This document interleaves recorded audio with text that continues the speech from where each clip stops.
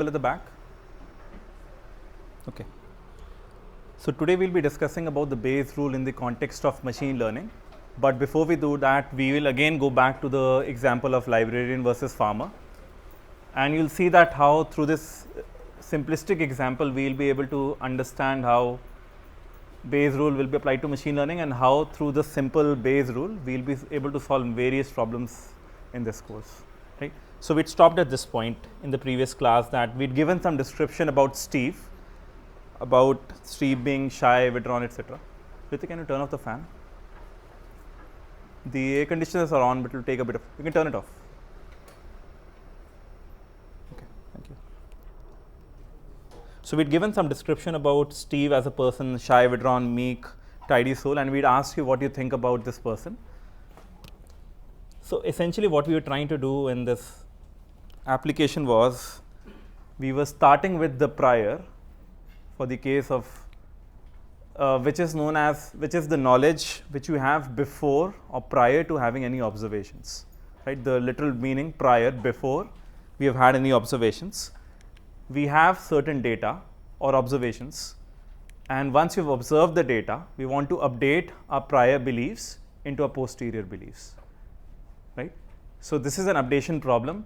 Your knowledge before observations, prior, observe some data, and posterior, the knowledge after you have made your observations, right? So we discussed that we can discuss various applications of this.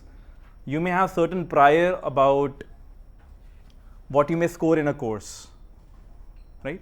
So what do you think we will be able to score in this course at this point of time? You'll have certain background information in mind, right? You may want to look into what were the scores previously and where you fall in the, let's say, in the upper or the middle segment of in the previous similar courses, right? That's what you may think about as a prior. You may get some data. The data may be that you have sit through the first exam, second exam, you've done some assignments. Now your posterior beliefs would definitely be better, right? It would be narrower. Before the start of the course, you may think I'll get something between 6 and 10, or you may not know, you may have to look into your previous data or your previous record, but after you've observed some data, you can narrow it down to something more specific. So let me ask this question again. Is Steve a librarian or a farmer? What do you think is the answer?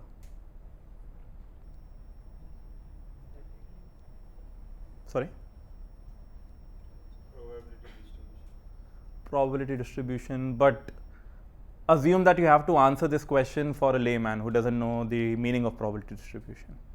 So the question is simple: is Steve a librarian or a farmer?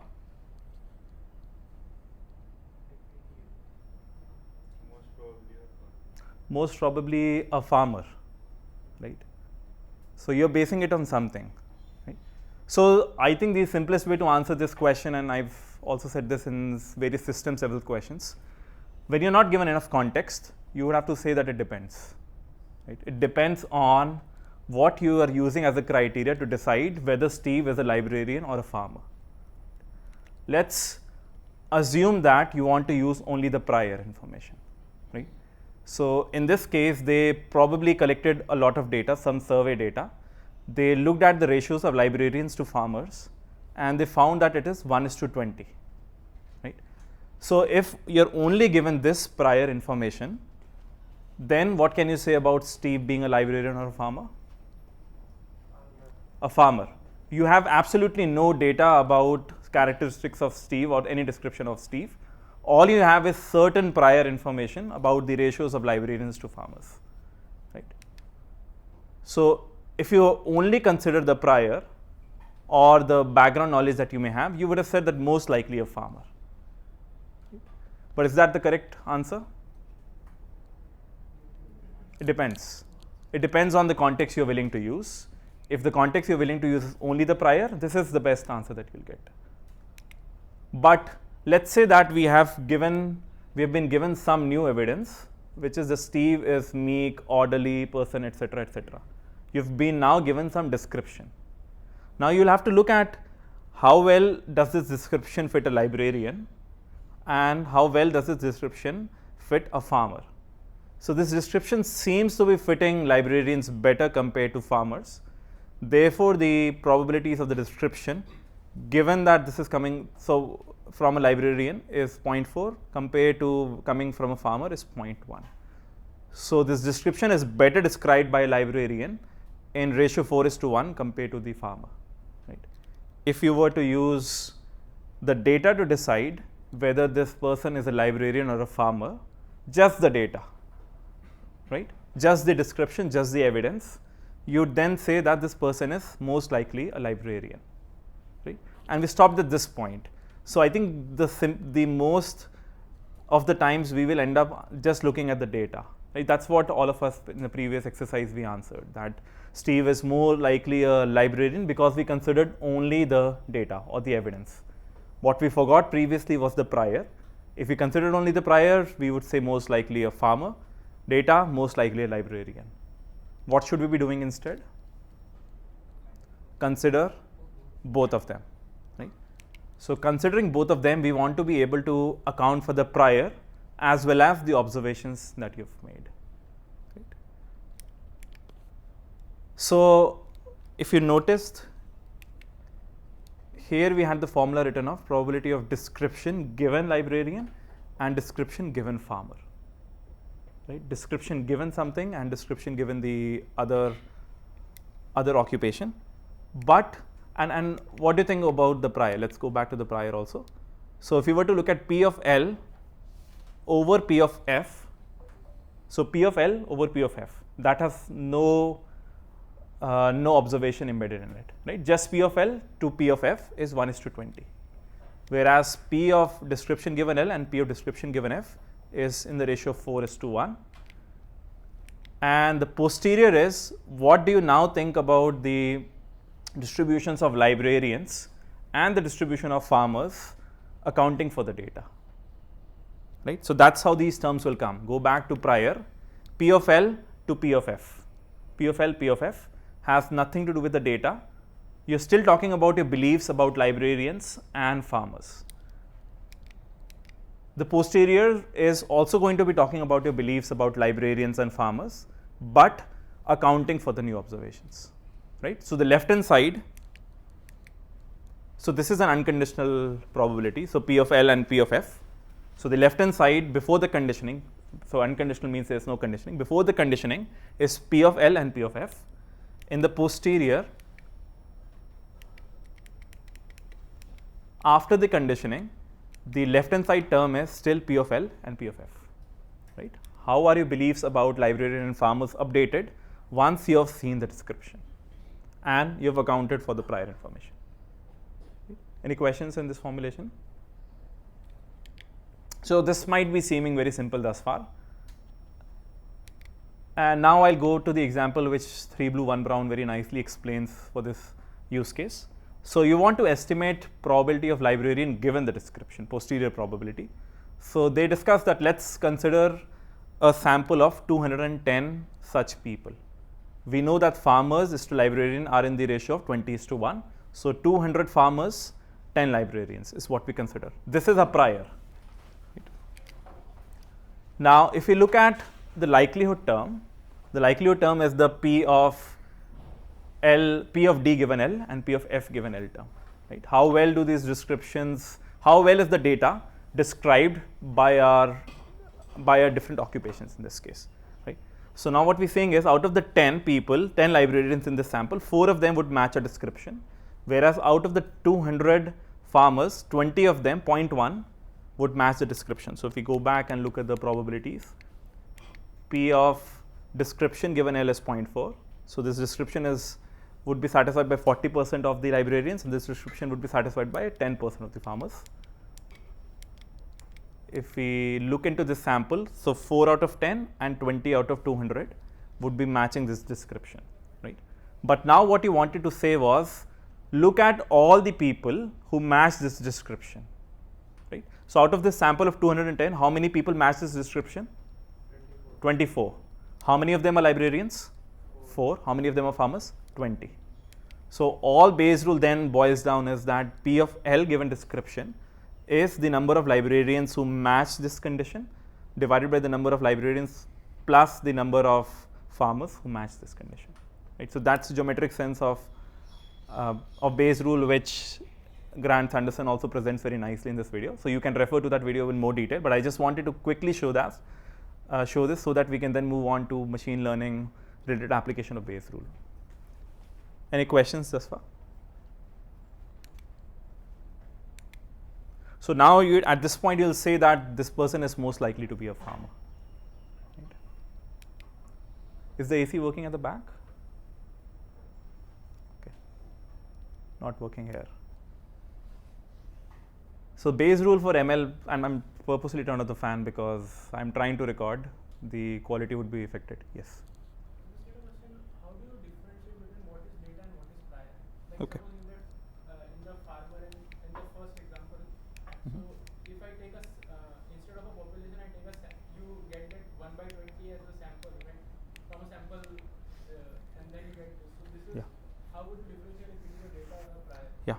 So in a grand scheme of things, you start off with certain assumptions. That becomes your prior. You get more data, and you update your beliefs. You get your posterior. Let's say you get more data, then the previous posterior will act as the prior for the next observation, next set of observation. Right. So think of this as a continuous updation process. Start with certain assumptions prior, get more data, get posterior, get more data. Now this posterior will act as a prior for the new data that you're getting, and then you'll get a refined posterior. So in the general scheme of things, that's how you do. Broadly, we use prior as to once. So you'll have to subjectively define your definition of data in this case. Right? So here, perhaps what happened is that they took the survey of all the librarians, farmers, all the different categories of occupation in the US. They got the number of librarians, rough number of librarians and farmers, not all. So this would have been a subsample, and then they would have projected. But importantly, now this is just the raw numbers. This is not taking the data or the description about a specific person into account. So here the notion of data is the specifics of a person, their characteristics. So meek and friendly versus outgoing, introvert, extrovert. So those are the descriptions which you are trying to then fit to the different occupations. That becomes your data in this case.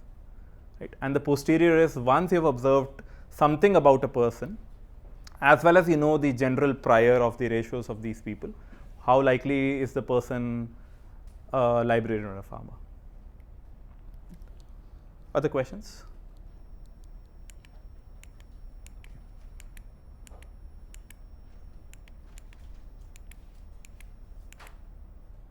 So the Bayes rule for ML boils down to writing something like this. We looked at this in the previous class also. Posterior, so our model parameters are theta. For linear regression, what are our model parameters? Theta naught, theta 1 till theta d in a d-dimensional problem. For a neural network? Weights and biases of the neural network. For logistic regression? Is the activation a model parameter? No. It is a model dash dash dash parameter, hyperparameter. Right? The choice of the activation is a hyperparameter. Right? It's not something you're learning from data. We're defining parameters to be something which we're learning from data. So this is a general definition. What do you know about the model parameters once you've observed the data is given by the Bayes rule of the likelihood, d given theta. Right? How well is the data described by your model parameters theta? What do you know about the model parameters theta before you've observed any data? And P of d, which it's a sophisticated term. For now, let's assume this to be a constant. This will turn out to be a constant in the calculations. A very, very hard constant to evaluate, right? Because this involves an integration of the numerator. Right?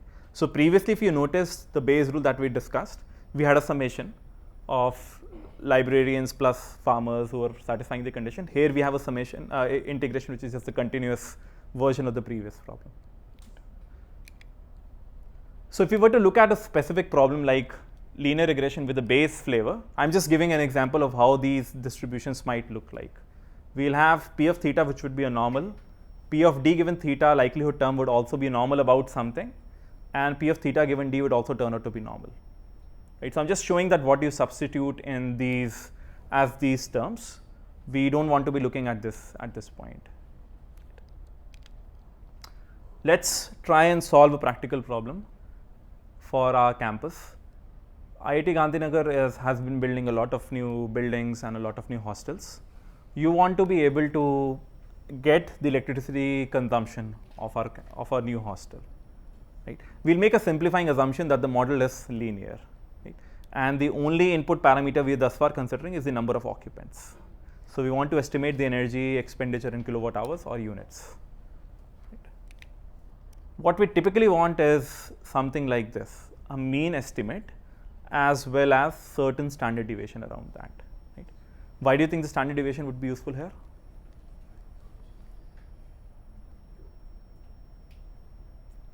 Quantifying uncertainty, like how uncertain you are gives more context. So we should know that we should know how much whatever the predicted or the measured amount is. If there is some standard deviation here, Okay. we would know that how high it could actually have been or how low it could actually have been. Okay, good. So where does our campus get the power from? What company? Torrent Power. Right? So let's say IIT GN has some contract with Torrent Power, and Torrent Power says that if you use this amount of electricity, we will give you at, let's say, 5 rupees a unit, 10 rupees a unit, etc. But if you violate that, if you end up using more units than what our service conditions specify, we would give you units at additional 6 rupees, 7 rupees a unit. Right? So IIT Gandhinagar may want to know the upper bound of what is more realistically possible. They may want to look into certain simulations so that they can define a good terms of conditions with them. They can also identify when they need to ramp up the solar power, when they may need to, let's say, clean the solar plants, right, so that they can get more produce in-house, or when they may need to turn off certain heavy duty appliances so that they don't violate the terms of conditions, the service level agreements that they have. If such things are in place, we do need to have a notion of uncertainty, especially because we can have a huge amount of variance for a certain number of things. Right? So let's say that the inter-IIT is going to start in a few days, in let's say next month.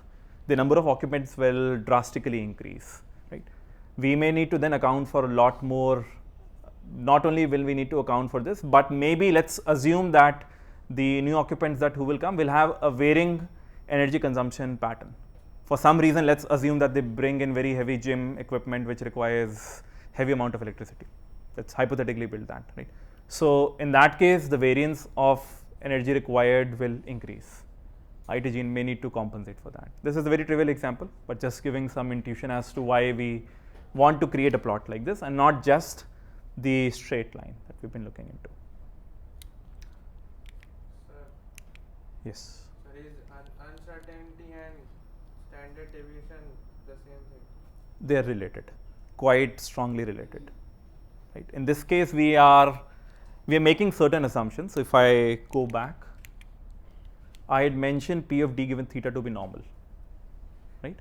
So without going into much details, what I mean is that I expect my distribution for a given number of occupants. If I fix the number of occupants to, let's say, 1000, I would expect my distribution in energy to be a normal centered at what my prediction is. Right? So therefore, the sigma means the uncertainty in this case. Not always. This is a distribution. This is a distribution which gives you the uncertainty. There are distribution free ways of getting an uncertainty, which we don't need to discuss now. Any questions? Yes. So we have a new hostel. The new hostel means that we don't have prior data. Right? We may have different building construction material being used. It may be given to new set of occupants. Let's say this is given to first years who have a very different energy consumption pattern compared to you or people. Maybe they are very orderly, they are straight out of school, so they still wake up at 7 a.m. and sleep at, let's say, 1 a.m. So there may be some shifted patterns. So let's assume that our model parameters are theta naught and theta 1. Right? The important thing is no data has been observed till now. Right? So we'll say theta naught to be the base load and theta 1 to be the consumption per occupant. What can you say about the base load?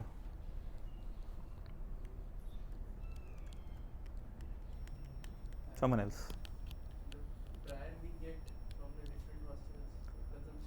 You've got to the answer, but I'm asking a simpler step first. What do you think could be the base load comprising of?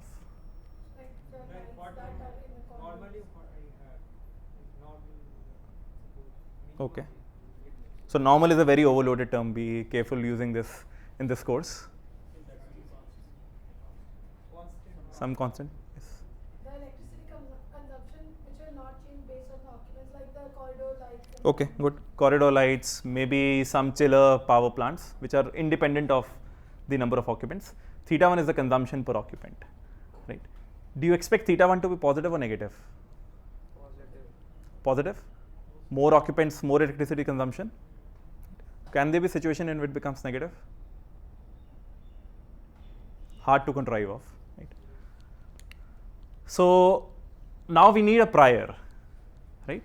If we go back, we said that the prior has to be a distribution, right? The prior has to be a distribution. How do we specify a prior, right? That's the problem at hand. We can take certain simplifying assumptions. Let's assume that theta 1 is some positive quantity between 1 and 2. Right? We don't know how much, for some units, we don't know how much it is between 1 and 2. So we'll say that it's just something between 1 and 2. It's just some prior assumption based on some domain expertise. Theta naught we'll say is some positive number because the base load has to be positive, right? With some k units of electricity consumption. Let's say it's 100. So we'll put a uniform distribution as a prior, right? So we may have looked at uniform distribution before. There are two kinds. One is in the discrete sense, discrete uniform, and then one is in the continuous sense, continuous uniform. So we'll say that our theta naught term is distributed before we have seen any data. We can think of theta naught to be uniform distribution between 80 and 120, which means that any value between 80 and 120 is a likely value, equally likely value in this case, right? Whereas for theta 1, we could say that it's between 1 and 2 and all of the values are equally likely, right? Can someone tell me the height of this rectangle? Okay, let me ask an easier question first. What is the height of this rectangle? 1, and height of this rectangle? 1 over 1 by 40. Right. So each of them is equally likely. The 1 over b minus a is for the continuous differential, continuous uniform distribution. So what we now want to see is, let's say that we didn't know anything about the problem at hand. We have not observed any data. If we were to get a sample from this two set of distributions, right? Let's see what kind of energy expenditure curves they will produce, right? We have two distributions, we can get some samples out of them. Now you've been doing this sampling since a long time in the course, but not in this form. You've been doing np.random.randn, which to generate some random, normally distributed random data. Now we're trying to generate some data from some uniform distribution. So let's put our axes. So we have occupants on the x-axis and energy on the y-axis, and I've purposefully designed these numbers so that they match our priors. Let's pick up one sample. This is around 85 or 90 for theta naught, and very close to 1. Sorry, for theta naught it's very close to 90, and for theta 1 it's close to 1. Right? For this two pair, theta naught, theta 1, our model being y equal to theta naught plus theta 1 x, right? We'll get this line. I'm trying to use the same set of colors. Right? So red being a sample from this p of theta naught and p of theta 1 gives us a line, right? But we could have chosen a different random seed and got another sample, right? In this case, the theta naught term is close to 110 and theta 1 term is close to 1.5. So the slope is sharper and it also starts at a higher base load, right? I could have done it for some other value again. So now I've shown you 3 different samples. For this sample, the slope is very high, but the base load is low, right? If we did this repeatedly for a lot of times, we may get these two black lines. Can someone tell me this point on the y-axis where this black line, where the low black line starts? 80, because 80 is the lower limit from which theta naught could be drawn. Similarly, what is the top limit? 120. What is this, the slope of the bottom line? 1. What is the slope of the upper line? 2. Right. So now we've seen that if we had infinite samples, we could be very confident that all of them will fall within these two lines. Right. The line at the bottom and the top, the dark black lines being shown. Or we could just say that these are all the possible realizations that we could have got without having observed any data. Right. So do you know what you have just done in the previous 5 to 10 minutes? What topic have we covered?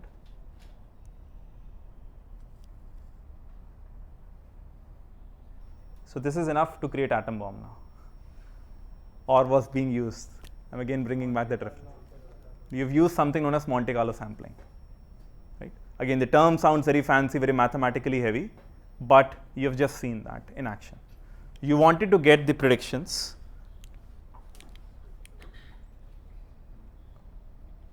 So what you wanted was, given a new test point x star, so in this class we'll use this convention. Whenever we have x star and y star is the test point for which we want a prediction, which we'll be calling as y star. We've put a probability distribution around this because we could see that it has a mean value and it has some amount of variance. Right? So we wanted this quantity. Now if you notice that this does not have the theta term anywhere, right? But what do you think is the relationship between y star and x star once you know a theta? It's a linear model. Y star equal to theta naught plus theta 1 x star, right? But for that you need to know a specific value of theta. Right? But this term is independent of theta. So how do we solve such problems where we don't have a term? Someone else. You marginalize. Marginalize means you introduce a term and you consider all possible values of that term. Right? Again, the terms may be sounding, you may have forgotten some terms, but I believe you remember the concept. So you introduce theta and you integrate it over all the theta. Right? So what you're saying is that my y star as a function of x star is, we know the function, right? Y star equal to theta naught plus theta 1 x star. But I don't know what theta to consider, right? So I bring in theta into this expression and I integrate over it, right? So we can again quickly revise. I would suggest to you to revise the basic Bayes rule and certain basic properties in case you've forgotten this. But in essence, you're trying to say is that I don't know what theta I'm using. Let's consider all the possible theta, which means introduce theta into this equation and integrate it out. Now we'll just make use of the Bayes rule again.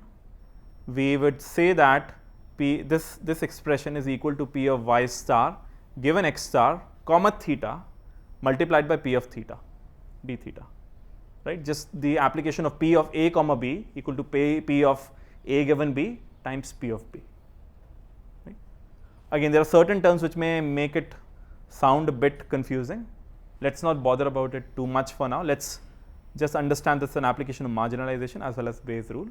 Once we have done this, we have obtained an integration which incorporates theta. Right? What can you say about p of theta? What term is this in the Bayes rule? The prior.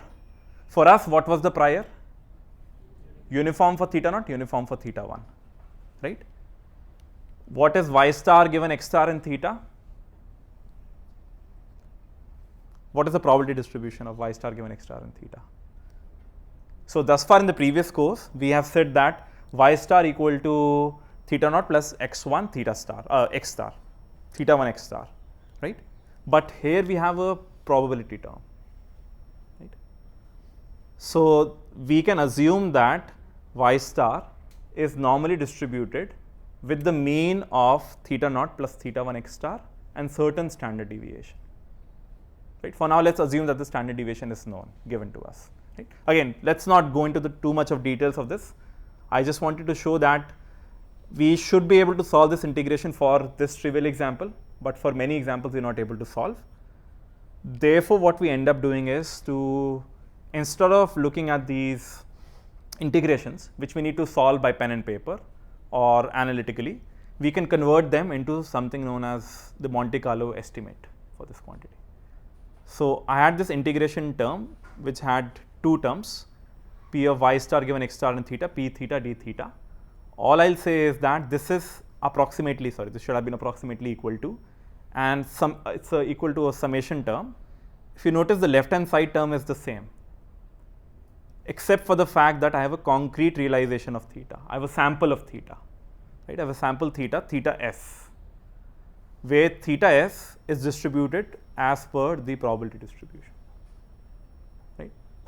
Again, I think if you just look at the maths, this can get a bit intimidating as to why are we doing all of this and what do you mean by theta s tilde p theta, right? So this means this is drawn from this distribution. But I want to show in this course that all of this just boils down to about 5-10 lines of code, right? This expression of trying to obtain p of y star given x star. So we call this term as another sophisticated term in this literature, prior predictive distribution, right?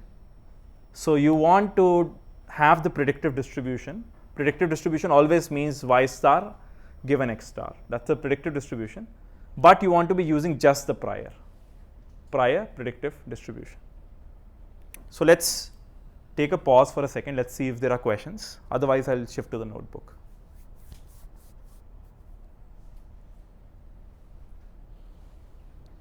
Any questions? So we have found a value set of theta s is some theta naught and theta 1 in all. Yes. So how do you find that? Theta s is distributed as p of theta. You draw random samples from your prior. So that's the beauty of the maths. Drawing something known as something as simple as random samples can help you solve very complicated integrals. Yes. Will it be 1 by s or?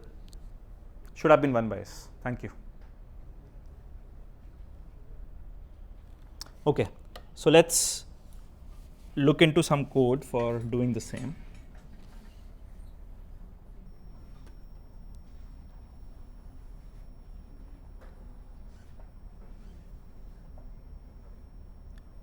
So I'm using torch for this example. If you notice, I'm writing prior of theta naught as a torch, the distribution is not uniform between 80 and 100, and for theta 1 it's uniform distribution between 1 and 2, right? It's just some code of writing the same thing which we'd seen in maths. I can plot the PDF, probability distribution function. This is the PDF for theta naught, right? So it is looking at values between 80 and 100, right? And it is showing that all of the values are equally likely. So the way to get this is not very difficult. You call the distribution object, prior theta naught in this case, right? It's a uniform distribution object. You can evaluate its probability or log probability at any input value. So what I'm doing is to run my input space between 80 and 100 in steps of very small steps. 100, I have 100 small steps between 80 and 100, and I'm evaluating the probability of this distribution at each of them. It's a trivial case, we didn't even require that. We do the same thing for theta 1, but this is between 1 and 2.0. So we can see the PDFs. The important thing is now how to get samples from these distributions. Again, they have inbuilt algorithms to make it simple for you. You given the distribution object prior theta 0, you say I want to get samples of this size, right? I want to get samples, 10 samples in this case, and I get some 10 samples of theta 1s also, right? Now these samples may look like this. So there are certain numbers between 80 and 100 for theta naught, and certain numbers between 1 and 2.0 for theta 1. Right? Everyone clear till now what a sample means? Right? So a particular sample would be a pair of theta naught and theta 1. We could draw independent samples or we could draw them together. But again, let's assume that we had a for loop to draw samples. For each time we get a sample of theta naught and theta 1. So once you have a sample, we want to now see the forward method. Right? So given an x, we can get the y estimate for it, which is just theta naught plus theta 1 into x. Right? Again, nothing new.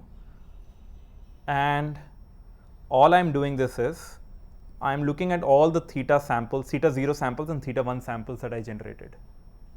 Right? And I just call the forward method for them, xs comma theta 0 comma theta 1. Right? So what this is doing is it is equivalent to picking up a theta s from p of theta. So picking up a theta s from p of theta comes from here, from these set of lines. Right? Our capital S in this case is 10. We have drawn 10 samples. This is giving us the 10 samples for theta naught, and this is giving us 10 samples for theta 1. Once we've obtained those samples, we are plugging them in this equation. Right? Y star given x star and theta s.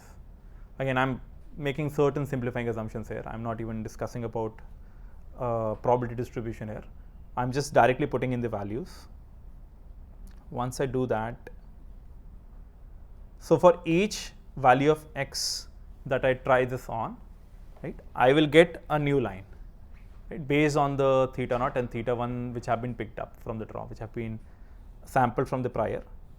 And I may see something like this: theta naught is 83, theta 1 is 1, 98, 1.8, so on and so forth.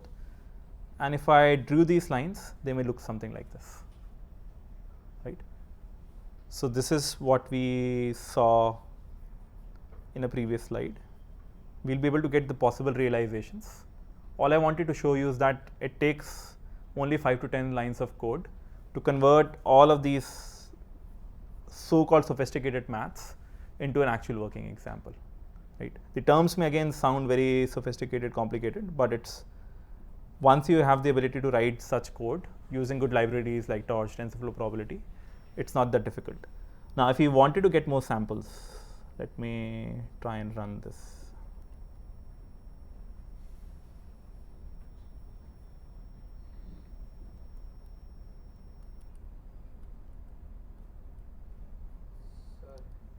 Just 1 second. So I done this on 10 samples. If I do this on 1,000 samples, and now you'll see the space would be almost nicely filled up because it's a uniform distribution. All of these are samples. This will get a bit slow because now you're trying to get 1,000 numbers. But now you can see the zones being picked up, which is fairly similar to this plot that we had. Right? Any questions in this? Can you show the previous slide?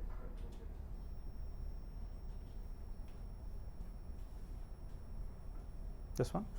Your filter is taking prior or posterior distribution? So this is the prior predictive distribution.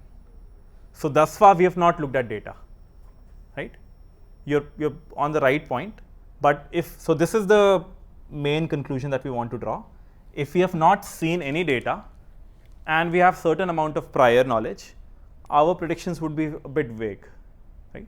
At the same time, we will have certain clue about how the electricity consumption would be, right? We're not totally clueless, but given that we have not observed any data, it would be a wide band. That's why you're taking uniform distribution. Why am I? That's why we are taking uniform distribution. We're taking, so uniform distribution is one such assumption that we have taken. The choice of prior is upon the designer, right? Which brings me to the next slide. So this is one particular realization if I'd use the uniform prior. Can someone tell me the limitation of using such a prior?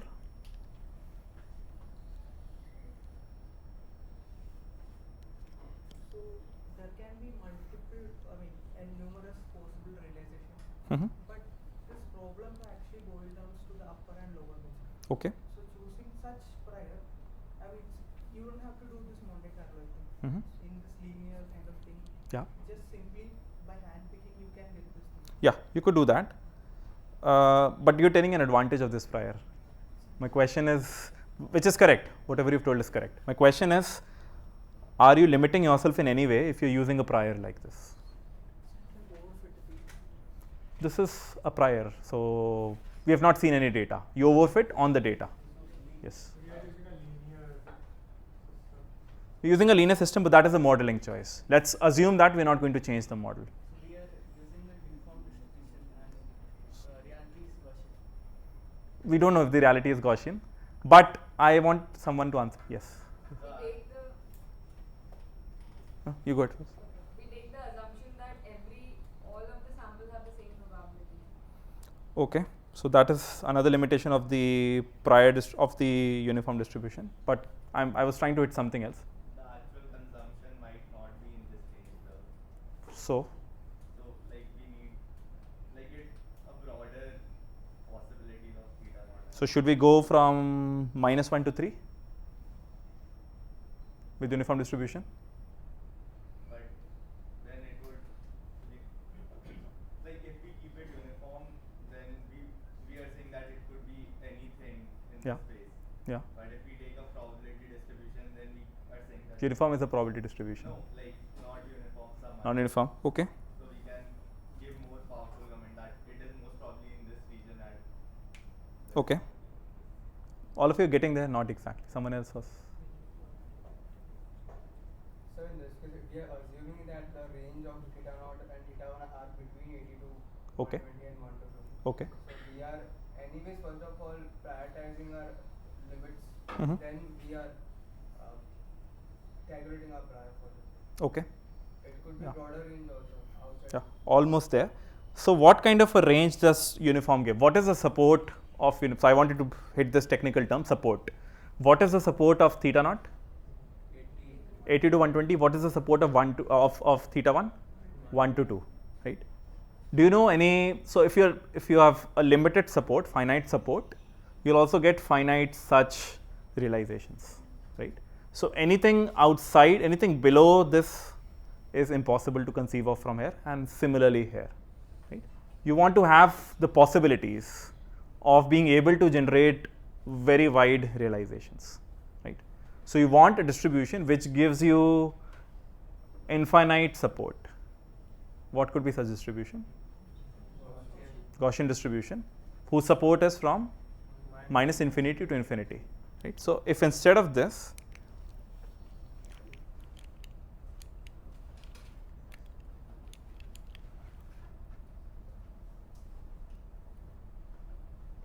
so for example, for this theta 1 greater than 2 is not possible, but instead if we had picked the normal distribution, right?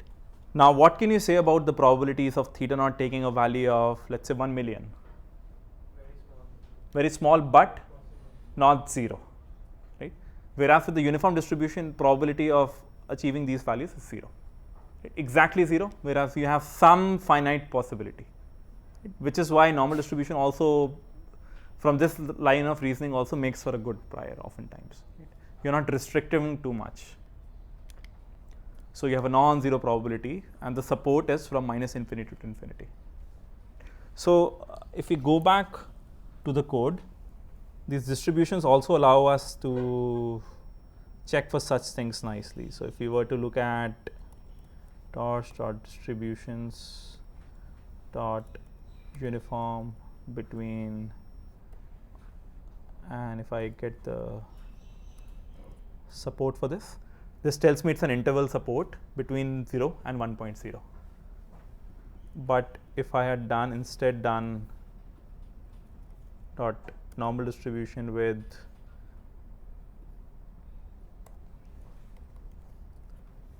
right, it says that the support is a real number.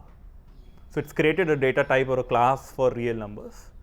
If you had picked up something other, log normal, I don't know if these parameters will work or not. Let's see. What do you expect the support to be?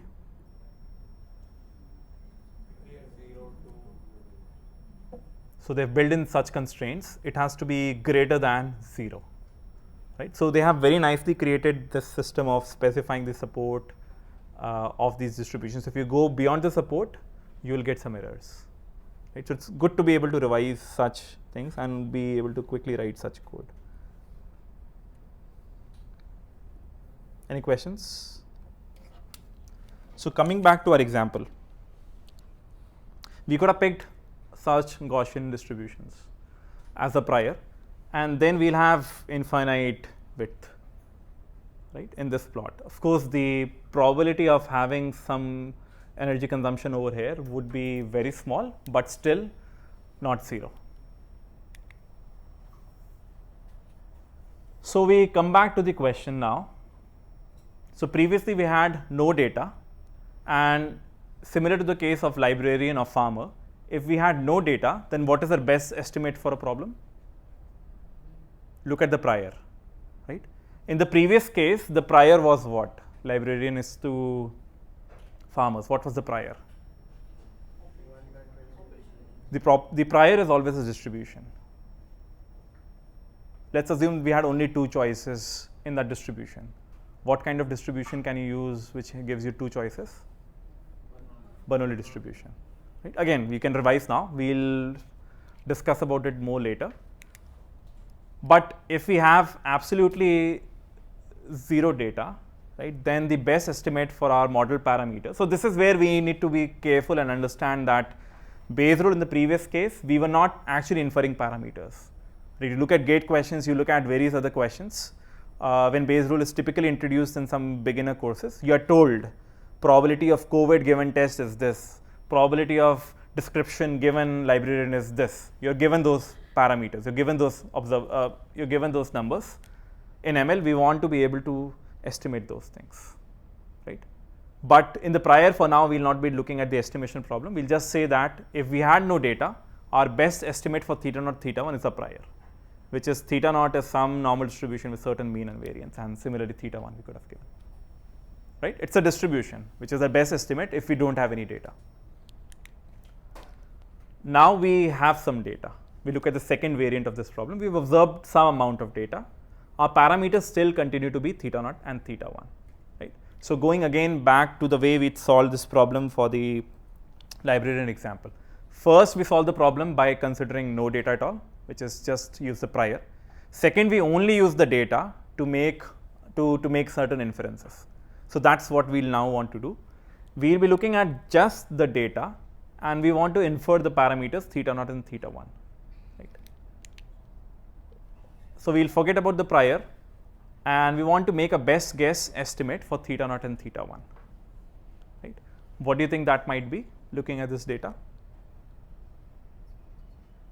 I don't know the numbers, so it will be corresponding to this line, right? Something like this, right? But if we are to look at the math behind this, right, what essentially we're trying to say is that out of these 3, let's say A, B, and C, which we saw in the previous class also, which of these 3 lines do you think is most, the parameters corresponding to these 3 lines is most likely going to generate the data that we have? B, right? It seems to be the best natural fit for our data at hand, right? So what we're trying to say is that choose those model parameters which would have likely generated the data, or which describe the data the best, right? Which best explains the data, which is most likely to have generated the data. So all of these are synonymous term in this case. Or what we want to say is that choose a theta such that probability of data given theta is maximized. Right? So this particular term of the Bayes rule for machine learning is known as the likelihood term. Right? Remember, we had 4 terms. P of theta given d is called the posterior. What do you know about the model parameters theta once you've observed the data? P of theta we just saw is the prior. What do you know about the model parameters without observing any data? P of d given theta is a function of theta which tells how well is the data explained by this value theta, right? So, and P of d is the evidence term, right? So in this case, the data is best explained by the theta parameters corresponding to B, right? Again, for mathematically deriving what theta is, we need to make certain assumptions of relationship between d and theta. which again we will not go into details today. But all we can say is that if we want to estimate the maximum likelihood estimation for theta, right? You want to estimate theta which maximizes the likelihood, maximum likelihood estimate. D of given theta is the likelihood term. It's just the argmax theta over this P of D given theta, right? And we are doing that already in this exercise, but here we are just considering 3 discrete choices, A, B and C, right? Consider if we had all possible values of theta, right? We get lines, various kinds of lines, right? We'll then see which of those lines seems to be fitting best to our data, right? And in that space, we'll want to maximize the likelihood and choose the theta which best explains the data, right? Now, interestingly, you can also write this problem as argmin of minus P of D given theta, right? I've just put a minus sign and I've changed the argmax to argmin. Or we could have also written this as argmin of minus log of P of T given theta. Again, the details we discussed a little bit in the ML course. We'll do a lot more into this course in the next lecture, hopefully. But at this point of time, we can just say that because log is a monotonically increasing function, we can write this expression, which is equal to argmin of theta over some function L of theta, right? Now, does this sound similar to something we have done in the ML course, the previous course? L of theta is our loss that we had computed, which was the sum of squares of residuals, right? Summation epsilon I squared, which we studied in the ML course, or where epsilon I is yi minus y hat I, where y hat I is xi transpose theta, right? So it will naturally give you this certain form, but you'll have to pick up certain distributions and choices which will give you the squared error term, which we used in the linear regression in the previous course. Sorry, was there a question? So we're not doing this derivation now, but again into the second or third lecture. So what we can now conclude is that if we have no data, our best estimate is the prior. If we have some amount of data and we consider only the data and we want to estimate theta naught and theta 1, we'll use a theta which maximizes the likelihood, which is known as the MLE estimate, theta MLE.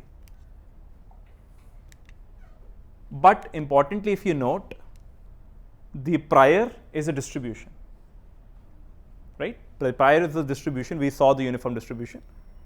Theta MLE is a point estimate, right? So in the previous ML course also, we used to obtain a single value of theta, right, which maximizes or minimizes the loss, right? You'll probably remember looking at the convergence plots and seeing which theta finally you choose, right? That's a point estimate, which means it's a single value that you have, d-dimensional value that you have, right? Now let's see that, consider a slightly different variation of the problem. We have a newer hostel, not new hostel, a newer hostel, another hostel is being created. It has very limited amount of data, right? We've just got 2 days worth of data from this hostel. And what is now your best guess for theta naught and theta 1? We have 2 days of data. What do you think is the best guess? Let's see if someone else.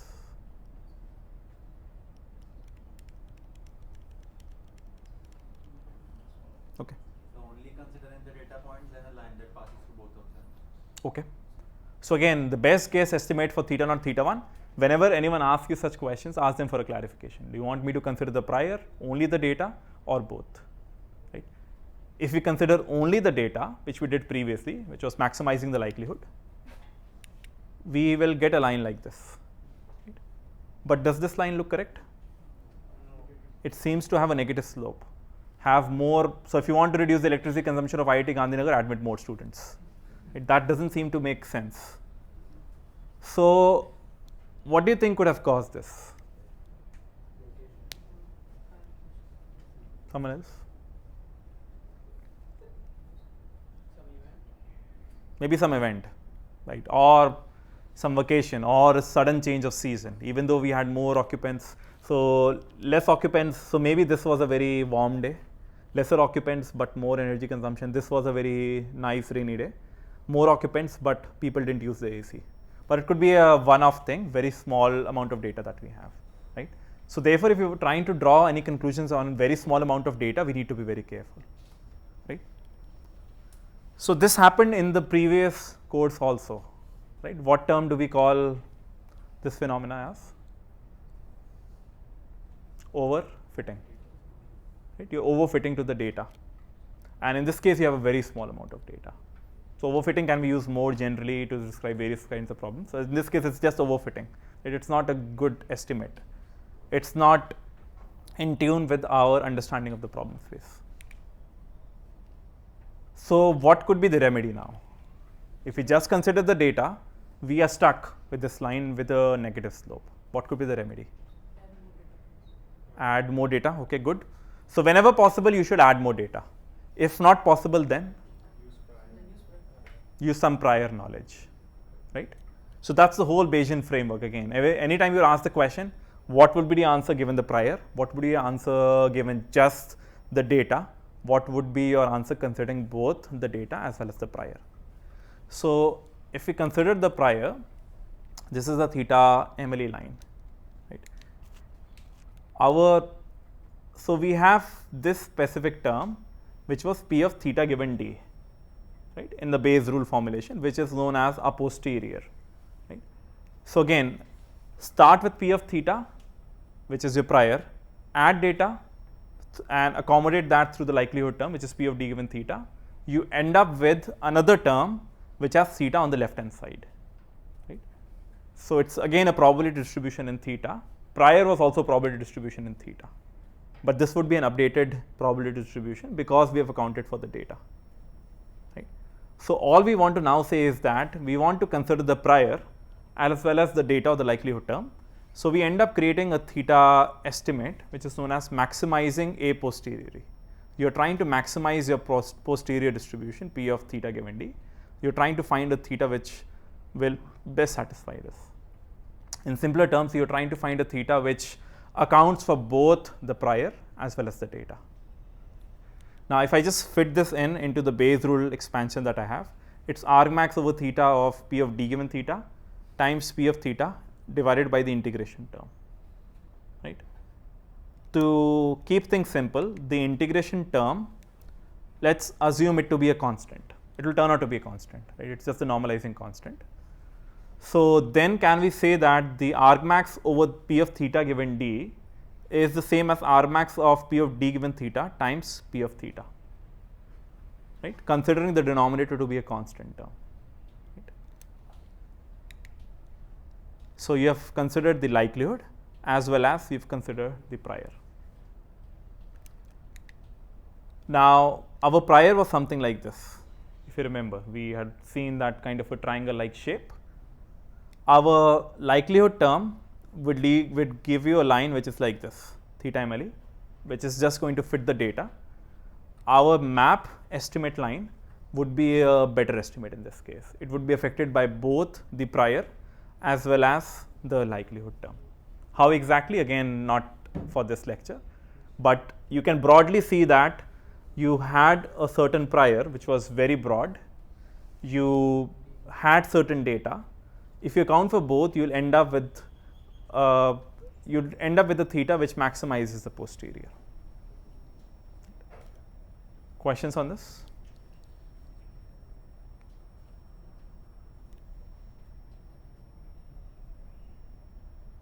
So in this case, because of the electricity consumption, we could give some estimate about the prior. But in most of the applications, like especially in neural networks, it's not possible to tell what the prior is. So Yes. how do you go about that?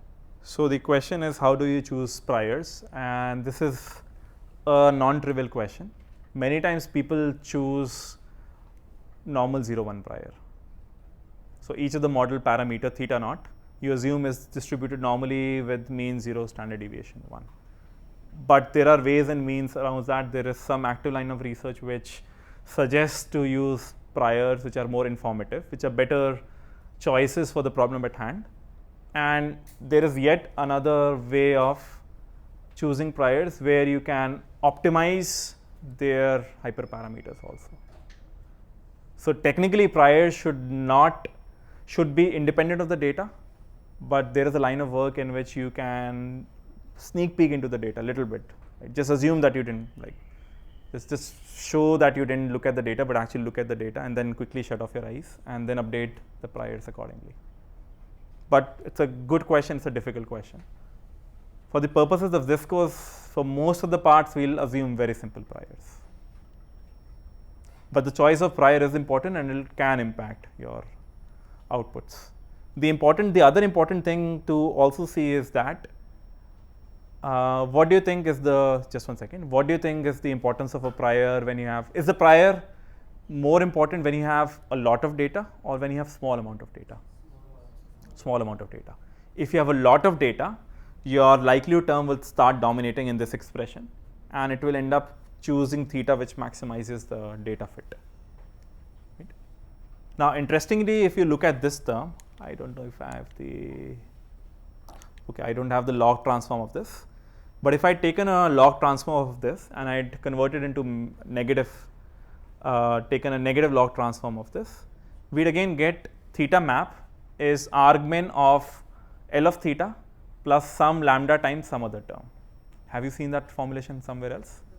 Ridge regression you'd seen, lasso regression you'd seen, right? Which is regularized regression we'd seen, right? Some loss plus some penalty term. And we'll see in the course of this course that with certain priors, let's say if you took P of theta to be normal distribution, you'll get L2 regularized or ridge regression for the case of linear regression. If you taken P of theta to be a Laplace distribution, you'll get L1 regularization. Questions? So our best estimate for theta naught and theta 1, we can again now come back as this slide. If we consider both data and the prior, then our best estimate is theta map. Right? But again, theta map is a point estimate. You're trying to solve an optimization problem and you're just trying to find one theta through that, which minimizes the loss. Theta MLE was a point estimate, theta naught was a distribution. Right? Ideally, we'd wanted not just theta map, but an entire distribution around it. So this was our overall goal. We wanted the theta map, we wanted this kind of a curve. If you remember at the start of this lecture we discussed. Now the center line or the mean prediction, we'll say that let's assume that this is actually the mode is the theta map, and then you have certain variance around that. So to be able to create something like this, we need not the theta which maximizes the posterior, but you need the entire probability distribution P of theta given D. Right? If you just optimize this term and you choose a single theta, that is a point estimate which is theta map, but ideally you will want the whole distribution P of theta given D. Similar to the prior. Our prior was uniform something, uniform something. We will also want a posterior to be, let's say, normal with a certain mean and variance or uniform with certain bounds.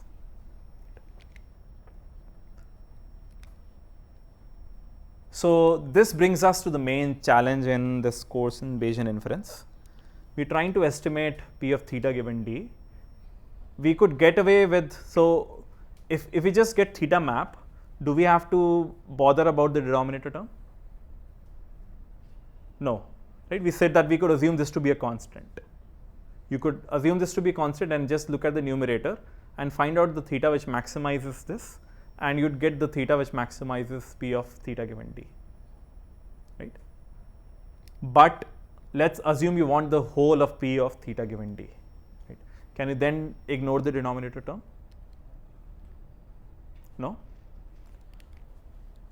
So one specific example, if P of D given theta is Bernoulli, right, and P of theta is some normal distribution, right?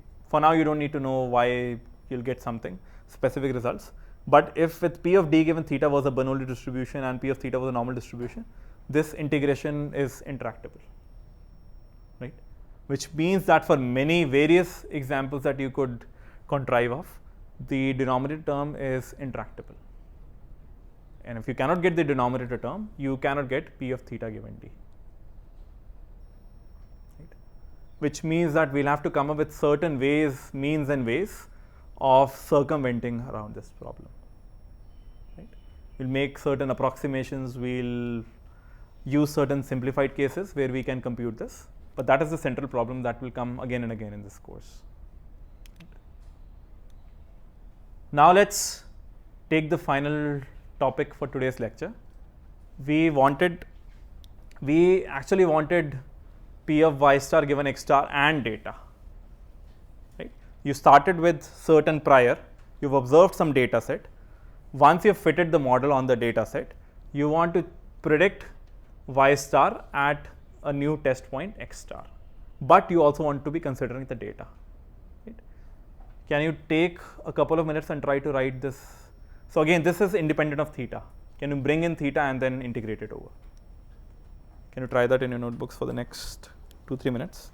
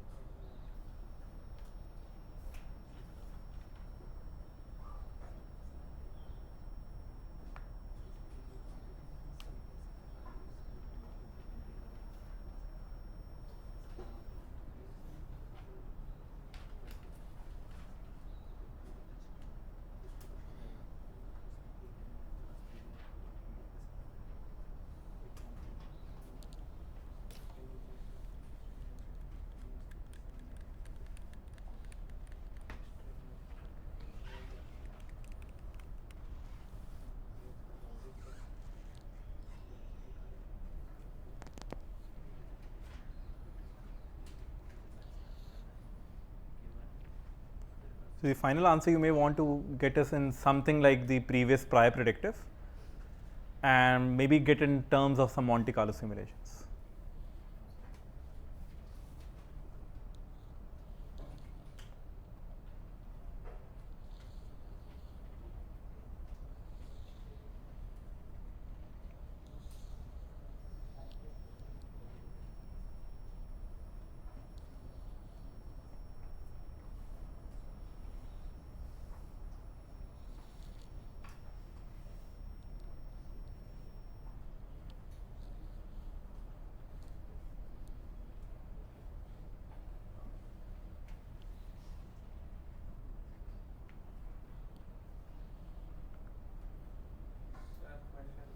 So why are we talking about the probability of y star and not just y star?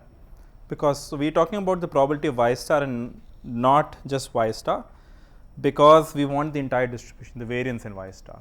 Given an x star, let's say x star equal to 10,000 occupants, I don't want my answer to be the energy consumption would be 5,000 megawatt hour. I want it to be something plus minus something. So therefore, you want a probability distribution around a prediction also. Right? So we want a plot like this, right?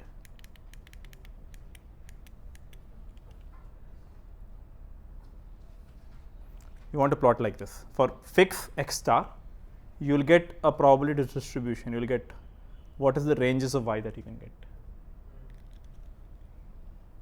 So somehow I feel that this is often very easy to see visually, but the same thing is now, so this expression, so this is what we're trying to get, and this is the math behind it. Sometimes it gets a little, so we have a different perception to it when we write it in math. Okay, so in the interest of time, let me just go over the solution. You bring in theta, you integrate it out, consider all the possible values of theta, apply Bayes rule to break this down. So this breaks down as y star given theta comma x star comma d times p of theta given x star comma d d theta, right? Everything else remaining the same. Now, what can you say about the relationship between y star, theta, x star and d, right? So, does y star depend on d if the theta is already known? So, let me repeat, if the theta is already known, does y star have anything to do with x star or with anything to do with the data? No. Why? Because y star was a simple parametric form, a simple x star transpose theta. If you know the theta, your data is inconsequential, right? It does not add anything here. Does theta depend on x star? No. So, we apply these independency rules and we can then rewrite this expression as p of y star given theta comma x star times p of theta given d theta. Is this a posterior? Right? A prior was p of theta, a posterior is p of theta given d. Right? And now we again have a form which was very similar to the form we'd seen earlier, and both of them I am unfortunately missing out the 1 over s term. So, we just get a sample, draw a sample from the posterior p of theta given d, and we plug it into the left hand side term, which is put it into the p of y star given theta s comma x star through the Monte Carlo approximation. Right. If we do this, we will be able to get a distribution of probability of y star given x. Like again, there's something missing, but perhaps not that important at this stage.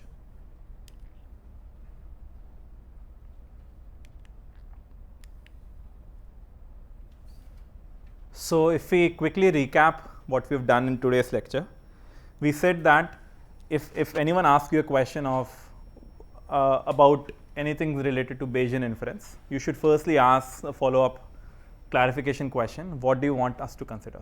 Prior, data, or both data and prior? If you want to consider just the prior, you will have the prior as a distribution. We saw uniform distribution. There are certain modeling choices embedded in that which give you different support.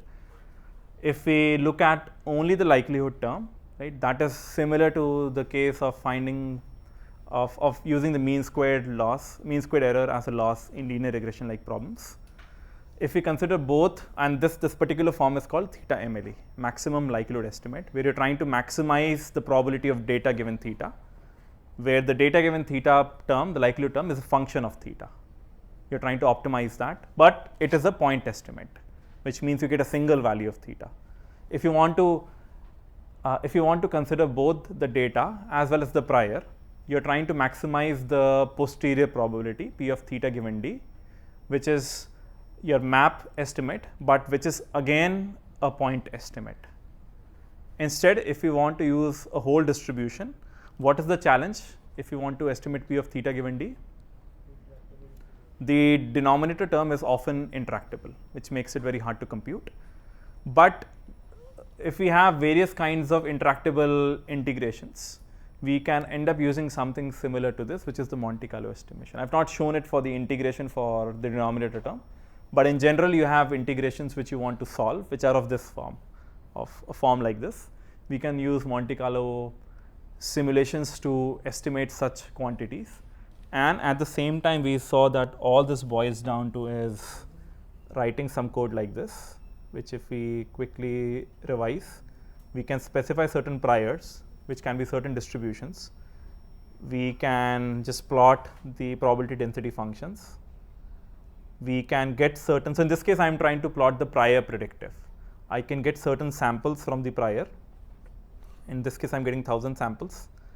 I get a sample, I feed it to this term, which is theta naught plus theta 1 into x term. And if I do that over all the samples, and I look at the ranges of predictions that I get, I'll get this triangle-like shape, right? But this is known as the prior predictive distribution, because here I'm using the prior. If I'm getting samples from the prior and I'm feeding them in. But instead of the prior, had I got hold of the posterior and I put those samples in, I would have obtained posterior predictive distribution. Any questions?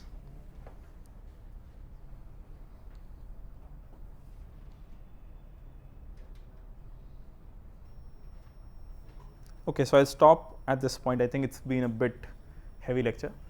So you'll take a bit of time to absorb all of this, and thankfully we have time till Thursday. So highly advisable you please go through this set of slides. I'll put them on the course website. If the recording has come well, I'll try and put that also. So I'll again repeat that this course can be easier or difficult, more difficult than the ML course depending on how you're approaching it. In the ML course, we had various kinds of things which we had to cover, etc. But here, if you see, most of the classes will end and start with the Bayes rule. And we'll keep on repeatedly applying Bayes rule, looking at the denominator or the numerator term, how to specify various distributions. We'll look at certain approximations, right? But most of the course is going to revolve around this. I see that most of you have yet not signed up on Slack. Please do so. The course website already has the details. So if you go to the course website, the Slack link is mentioned. Please do sign up here because otherwise all of the discussions you will miss out. We have started, I think we've already put up the first assignment. So you can take a look. Okay, it's not appearing here, good for you. But it should be up. Like I've created the assignment. It's a 6-marker assignment. It should not be very difficult, especially if you know how to use gradient descent like methods. Some of the content of the assignment would be solvable after the next class, but I think you could still get a head start. Okay, any other questions? Okay, thank you. We'll meet on Thursday then.